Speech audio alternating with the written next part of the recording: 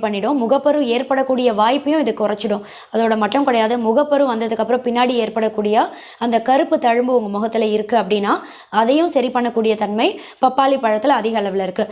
ஆக மொத்தத்தில் நம்ம சருமத்தையே பார்த்தீங்கன்னா ரொம்ப அழகாக பிரகாசமாக தென்பட வைத்து முகப்பொலிவை நல்லா அதிகமாக்கக்கூடிய தன்மை பப்பாளி பழத்தில் ரொம்ப ரொம்ப அதிக அளவில் இருக்குது. தலைமுடி உதிர்வு அதிகமாக இருக்குது அப்படின்றவங்களும் பப்பாளி பழத்தை உங்கள் அன்றாட உணவில் சேர்க்கணும். இந்த பப்பாளி பழம் அப்படின்றது தலைமுடி உதிர்வை தடுத்து நிறுத்துறதோட மட்டும் கிடையாது, தலைமுடி நல்லா அடர்த்தியாக வளர்கிறதுக்கும் ரொம்பவே உதவியாக இருக்கும். ரொம்ப குறிப்பாக நுரையீரல் உறுப்பு ஆரோக்கியமாக செயல்படும்.